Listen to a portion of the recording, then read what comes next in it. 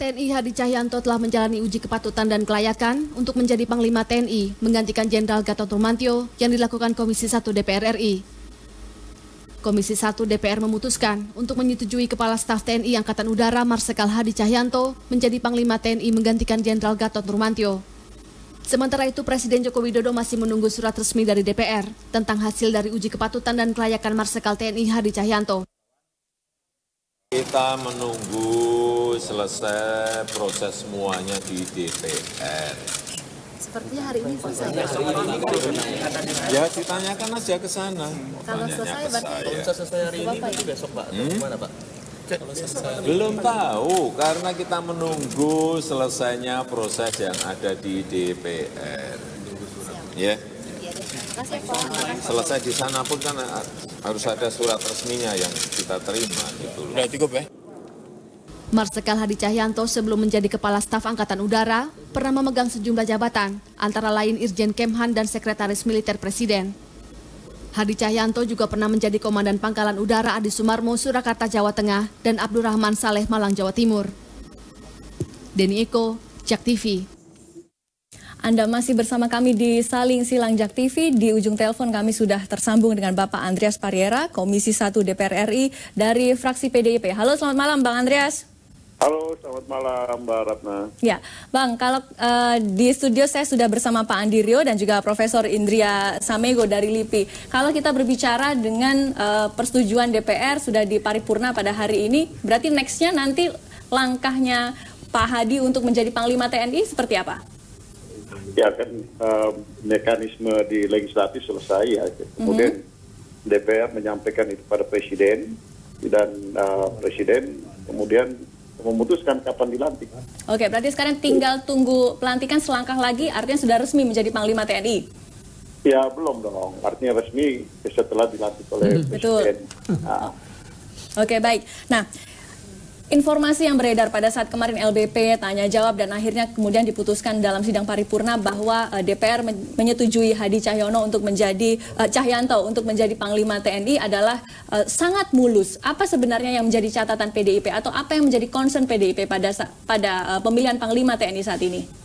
Memang seharusnya sudah karena penggantian Panglima itu kan sebenarnya suatu mekanisme prosedur yang sangat biasa gitu kan. Dalam arti bahwa ya Pak Gatot memasuki masa pensiun sesuai dengan aturan normatif di Undang-Undang TNI itu penggantian Panglima dilakukan oleh Presiden, diusulkan kepada DPR dengan pilihannya adalah pada kepala staf atau mantan kepala staf yang berpangkat bintang 4 dan Presiden dalam hal ini mempertimbangkan baik hal yang sifatnya ke dalam maupun hal yang sifatnya keluar. Ke dalam itu adalah kepentingan organisasi, keluar itu adalah bagaimana melihat pengembangan TNI ini ke depan, termasuk terhadap persepsi terhadap ancaman, bagaimana kemampuan Indonesia ke depan untuk menghadapi persepsi ancaman tersebut, sehingga inilah yang kemudian menjadi pertimbangan-pertimbangan Presiden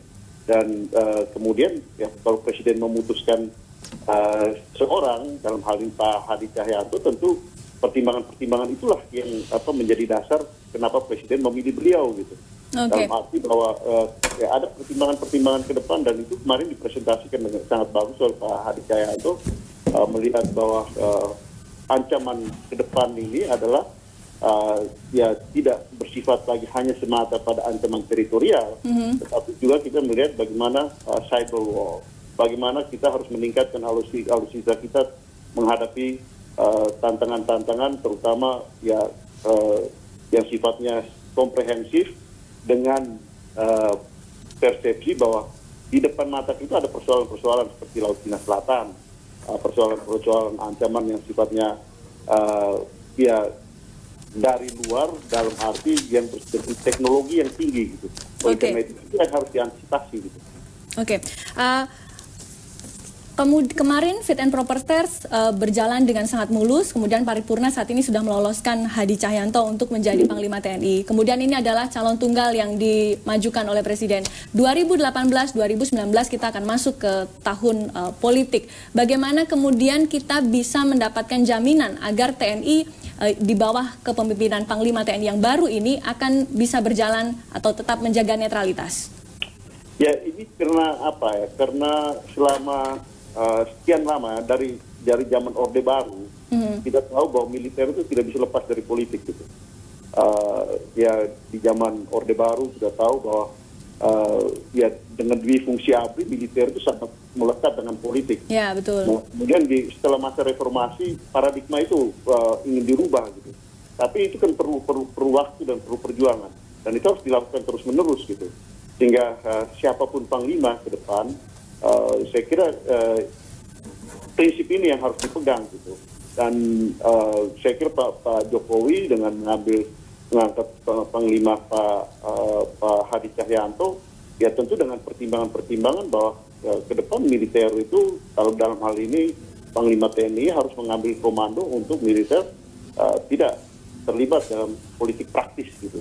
Bagaimana kemudian DPR bisa melakukan pengawasan? Bagaimana mekanismenya? Iya, tentu dalam hal ini ya, kita bersama dengan rakyat gitu. Kita akan memperhatikan dan mengawasi bagaimana pekerjaan dari para ya Panglima dan jajarannya tentunya. Nah, tapi tentu hal ini, bagaimana komitmen ini harus terus ada di dalam pengawasan bersama kita.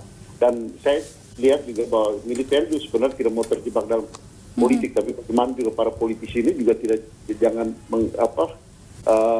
mengajak-ngajak para militer untuk terlibat dalam politik. Saya kira ini dua belah pihak. Jangan hanya kita melihat dari aspek militernya, tapi juga harus lihat dari aspek para politisinya juga gitu.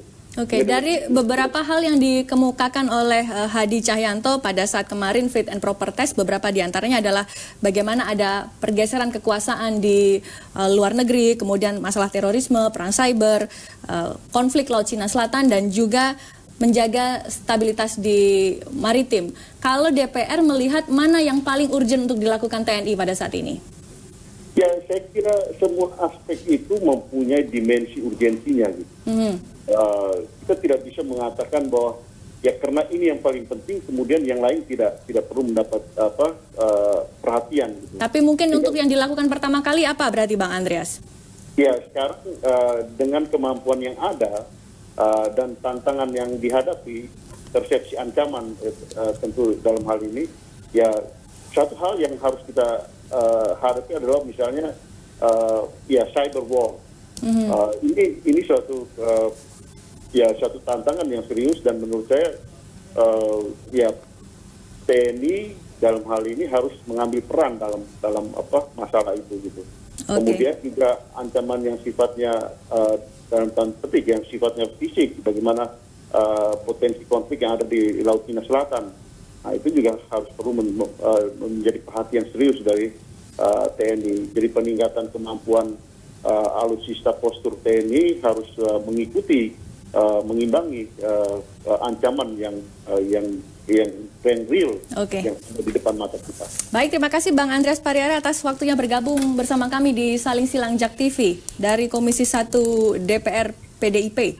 Dan kita akan lanjutkan saudara dialognya, tetap bersama kami di Saling Silang.